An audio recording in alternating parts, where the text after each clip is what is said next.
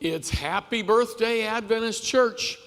We're again a second week looking at the birthday of the Seventh-day Adventist Church, of the things about rejoicing and celebration, all the fun we have in this church and in the Seventh-day Adventist Church. We're looking at these 150 years of Adventist history, but we're doing it through looking at Adventist beliefs and teachings. That's the core of the Seventh-day Adventist Church. There are Adventist churches who worship in very different ways. There are Adventist churches who have different forms of ministry in their church, different forms of mission to the rest of the world. There are lots of variations within the Adventist church. What keeps us together is that we have a set of beliefs that are common to us and that we all agree on. We are a believing organization, a believing group. And so to look at our 150 years of history, we want to look at what we believe. Did you notice today that when Ivy Gentles became a member, that Pastor Donna said, we've studied and we've talked about what she believes and what we believe, and that it's the same thing. You see, we are a believing organization. Last week, we looked at the part of our church that is named Adventist and about its meaning and belief in the second coming. And you'll remember that last week, we looked at the second coming. We looked at the story of William Miller's home, and William Miller, who took a Bible and a concordance and nothing else to study to see what the Bible taught. He had seen this church teaching this church teaching this church teaching this, another church teaching something else. And he said, I want to know what the Bible teaches. So he took a Bible and a concordance. And you remember last week I explained a concordance is simply a book that has all the words in the Bible, but in alphabetical order. That way you can look up the same word that might be in Genesis and in Philemon. You can look up the same word that might be in the Psalms and in Matthew. And you can find more of what the Bible is teaching across all of its books, across all of the years during which it was written. And in that time, he became convinced that Jesus was coming soon. And that is where Adventist comes to our meaning. Advent, the coming of Jesus. To that today, we will add the phrase seventh day. Now, seventh day comes before Adventist in our name, but the idea of Adventist occurred before the idea of the seventh day came to our ancestors. The Advent was the first thing we as an organization believed as a group of people. The group was called Millerites at that time, and we were looking at 200,000 or 300,000 of them, mostly in the Northeast. Virtually everyone in the northeastern United States had heard that William Miller and a lot of other people were saying Jesus would come soon. Seventh day comes a little later after that, and we'll take a look at that. This is the Washington, New Hampshire church, and Rachel Oakes Preston came to the Washington, New Hampshire church from Vermont. Now, how somebody from Vermont picked Washington, New Hampshire to come to is really unusual. There still today are about 800 people left in Washington, New Hampshire. And I say that sounds like it almost might be a village.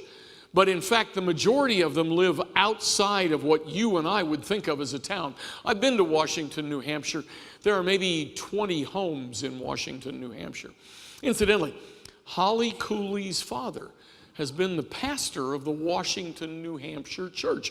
We have a Beltsville connection to this beyond just the belief we have that the seventh day is the Sabbath.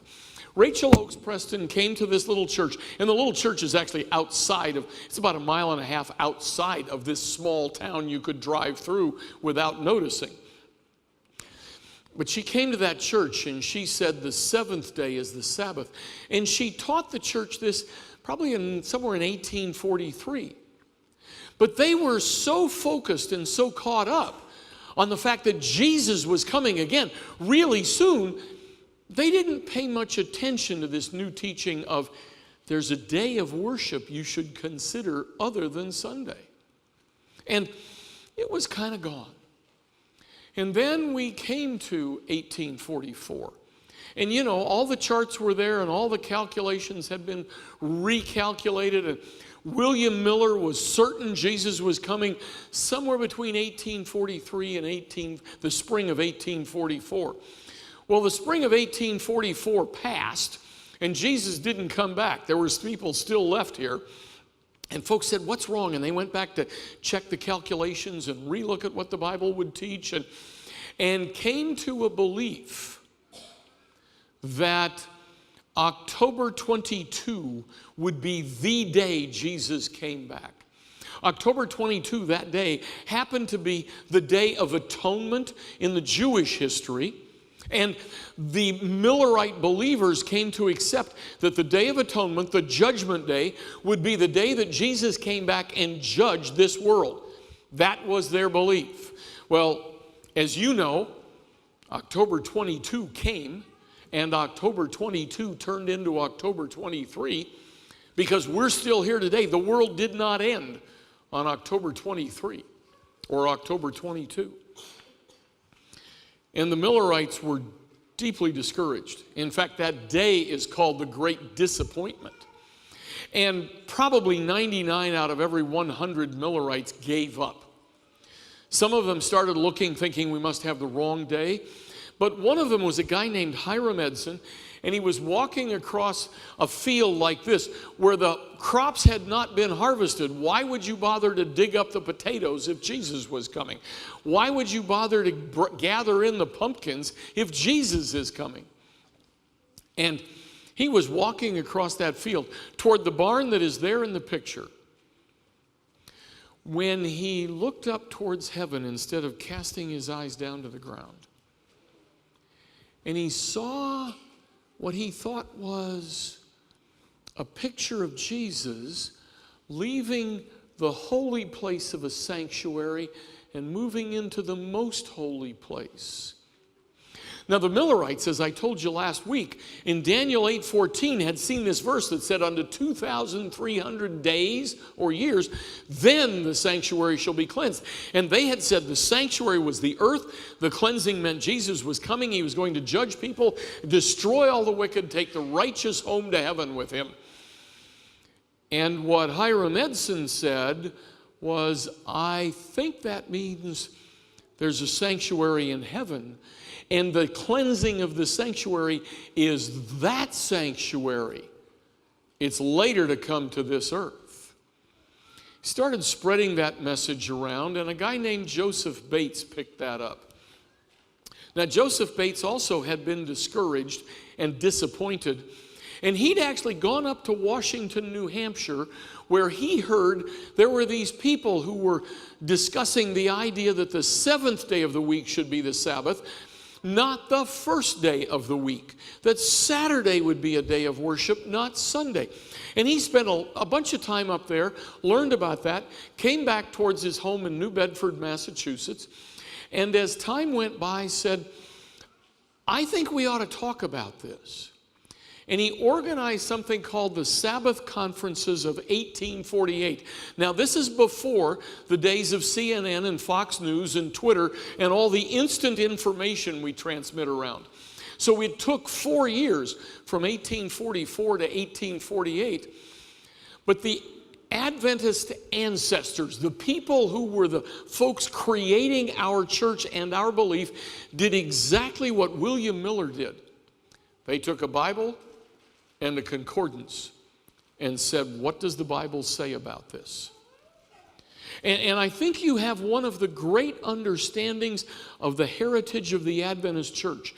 The Adventist church takes the Bible and says the Bible will teach us everything we need to know. We don't take other things and say that's what we get our doctrine from. We don't take other things and say our beliefs come from this. No, we say The Bible can be studied, and we can learn from the Bible what we need to know about life on this earth and life in heaven. So they did these conferences. They had the first one in a place called Rocky Gap, Connecticut. And then they did the second ones out near Hiram Edson's place out in western New York. Then the fourth one was back in Rocky Gap, and the fifth one was up in Maine near where James and Ellen White lived. They did 5 of these conferences to explore the Bible. They wanted to know what the Bible was teaching about how we worship God and what day would be an appropriate day of worship. And they ran across some Bible passages. First one they found was in the 10 Commandments. The 4th commandment says, remember the Sabbath day by keeping it holy. 6 days you shall labor and do all your work, but the 7th day is the Sabbath of the Lord your God. In it you shall not do any work. For in 6 days the Lord made the heavens and the earth, the sea, and all that is in them, but he rested on the 7th day. Therefore the Lord blessed the 7th day and made it holy. Well, they looked at a calendar. The 7th day was Saturday. And they began to think, you know, the 7th day of the week is Saturday. That seems to be the commandment. So they said, let's find out what else the Bible has to say. You don't want to base all your beliefs upon one place in the Bible. They will have other passages that will be helpful. So they look and they found Ezekiel 20. And verse 20 says, keep my Sabbaths holy, that they may be a sign between us. Then you will know that I am the Lord your God. It's a message, they said. This 7th day Sabbath thing is something. And then they looked a few verses earlier.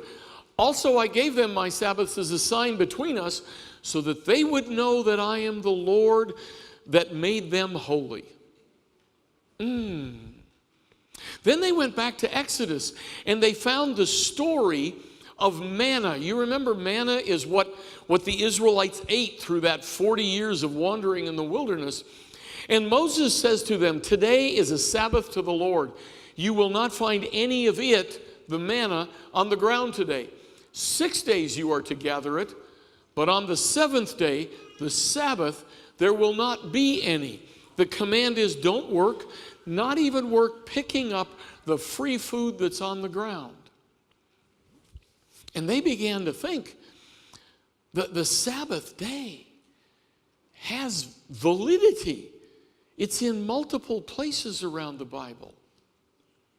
And then they began to say, I wonder what Jesus would say. And they looked and they found Luke 4 verse 16. He went to Nazareth where he had been brought up, and on the Sabbath day he went into the synagogue as was his custom. Jesus was going to church of his day on the 7th day, the Sabbath. And then they looked and they found Matthew 28 at the time of the resurrection. And they looked at the very first verse. After the Sabbath, at dawn on the first day of the week, Mary Magdalene and the other Mary went to the tomb. And they said, well, Matthew's writing this book, this record of Jesus' life, 20, 30, 40 years after Jesus was raised from the dead on the first day.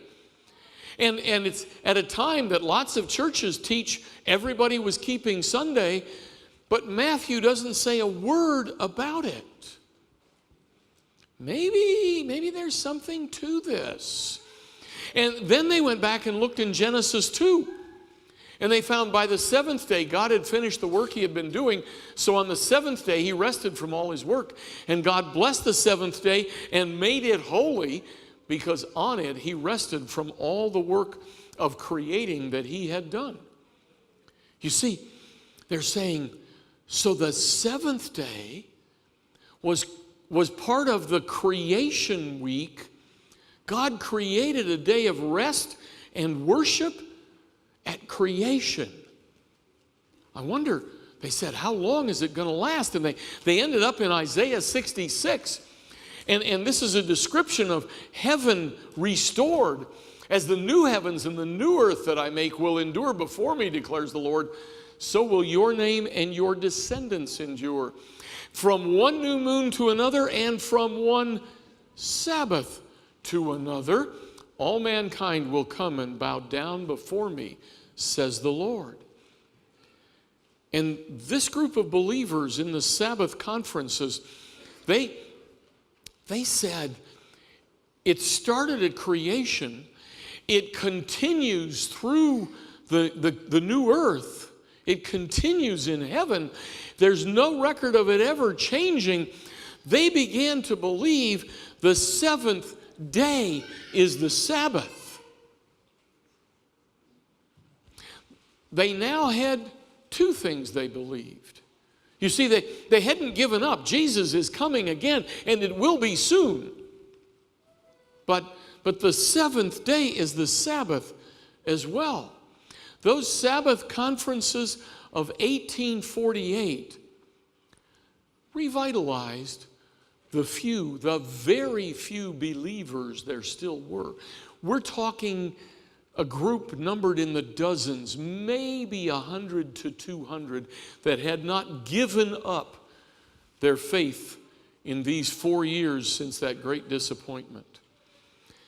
But now, as they were studying, they remembered what else they had preached, that Jesus is coming again soon.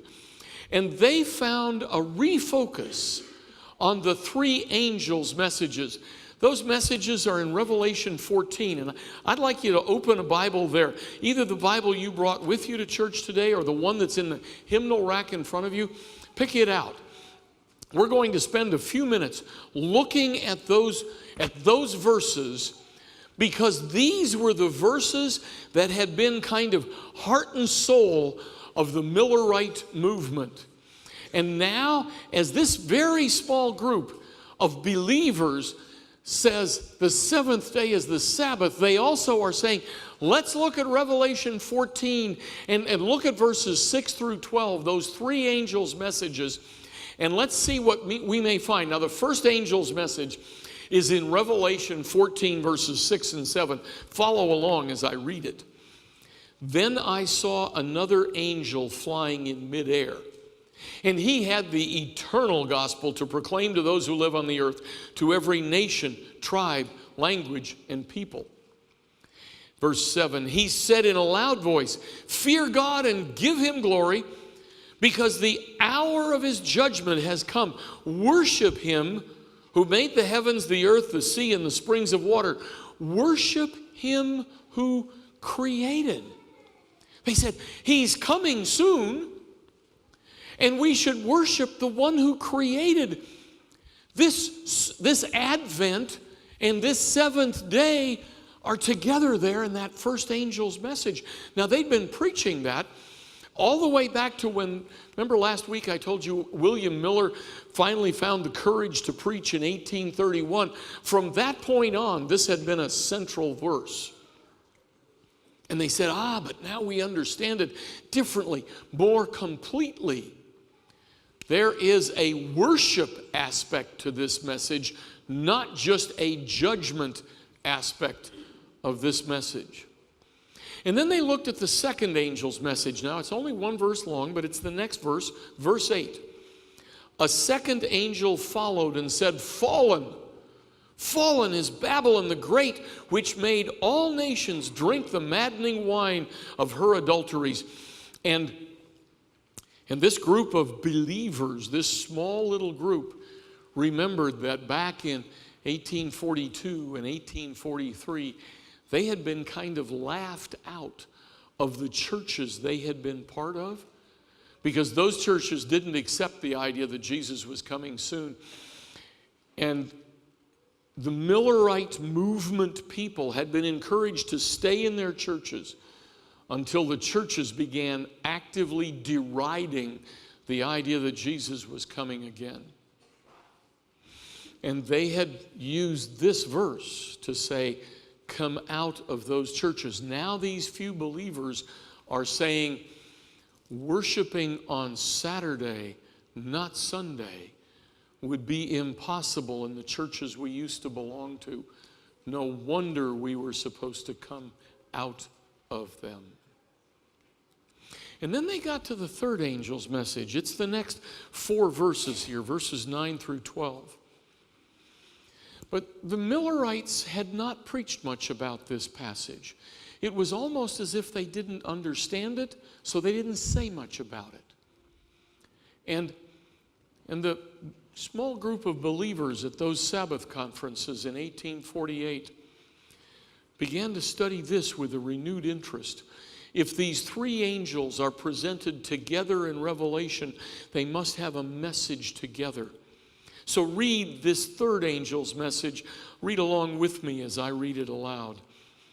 A third angel followed them and said in a loud voice, "If anyone worships the beast and his image and receives his mark on the forehead or on the hand, he too will drink of the wine of God's fury, which has been poured full strength into the cup of his wrath. He will be tormented with burning sulfur in the presence of the holy angels and of the Lamb.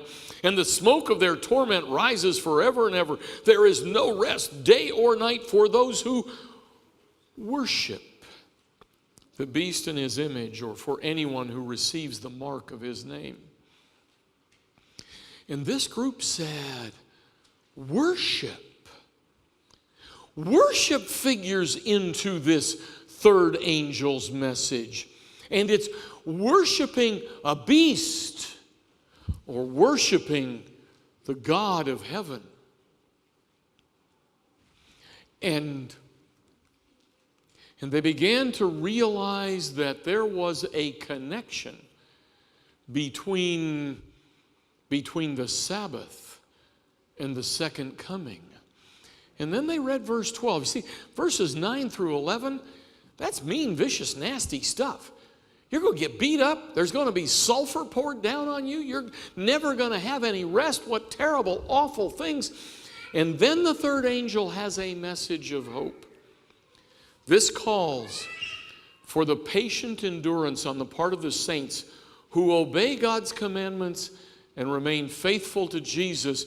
And this little group of people thinks about the past 4 years of endurance.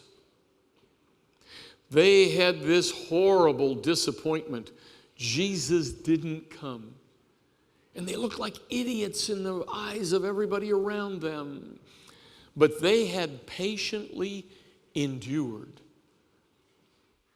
And now they're saying, I'm so glad we did, because we see more fully that Jesus has 2 things of importance to us at this time. You see, it's the endurance on the part of the saints who obey God's commandments. That 4th commandment, to remember the Sabbath day. And these Sabbath conferences produced a whole new realization. The Sabbath is central to the understanding of the second coming. An issue of who you worship and when you worship. And do you follow everything God has told you, or do you follow everything you can understand and then make up the rest on your own?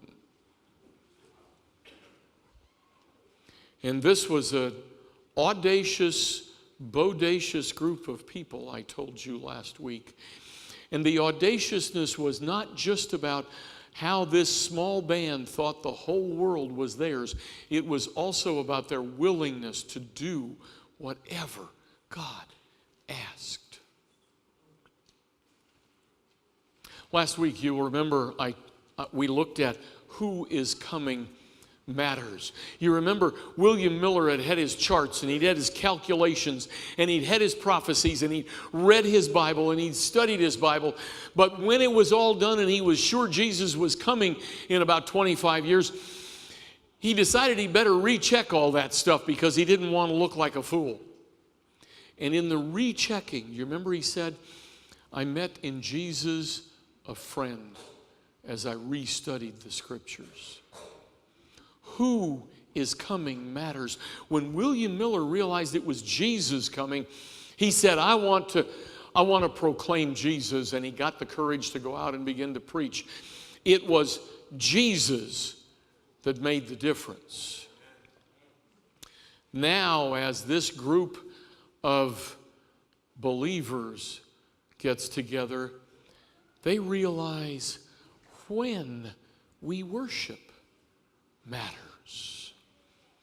And it matters because Jesus is in the worship. It matters because Jesus said, remember the Sabbath day to keep it holy. It matters because Jesus said, I rested after 6 days of creating, but I was still creating things. I was creating Sabbath on the seventh day. It matters because I want to follow Jesus' example, and Jesus went to the synagogue as his custom was that day in Nazareth. It matters because John gets this vision of heaven that we call the book of Revelation. And John in that book says worship is the heart of the final argument between Jesus and Satan. Worshiping who we should, Jesus, and worshiping when we should, the seventh day. It is the heart of the Christian life. Worship of God is what Christians do. And worship of God is how we follow Jesus